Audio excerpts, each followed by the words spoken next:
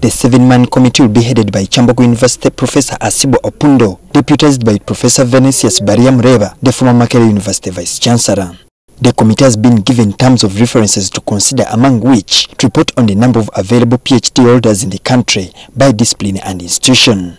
Also, the committee is to report on the PhD students currently enrolled and their supervisors. The team will also study how PhDs are currently awarded, show the merit and demerits of the current methods used to award them, to suggest a better way forward to create a qualitative stock of highly skilled and qualified PhD graduates for universities across the country. The last term of reference is to advise the Council on the procedures and the minimum requirements for graduate degrees, especially PhD.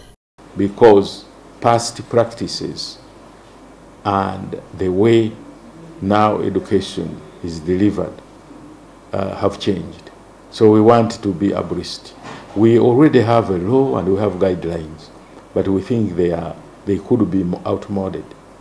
So we want this committee to advise us.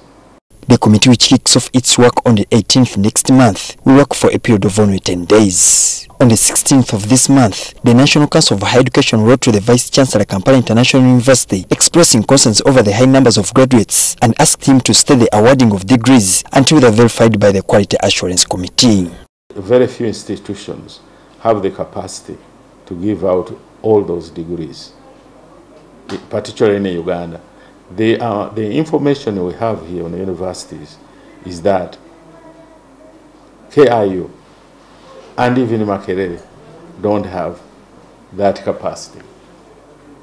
The prompt calls for delayed awarding has not only raised dust in Uganda, but even in other regional states. In Kenya, 3 nationals this week were disqualified in the run for the post of Inspector General of Police in Kenya, as their degrees were pending approval from Uganda.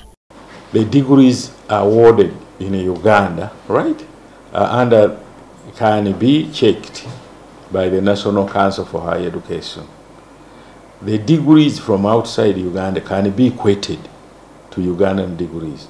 Now, what has gone on in Kenya, I have to contact my colleague, or he will contact me to tell me what has gone on.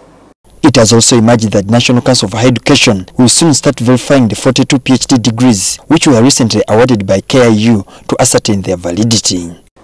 We will be looking at the material that we have been sent by Kampala International University before we can make any decision. We thought that the number was too big and we wanted to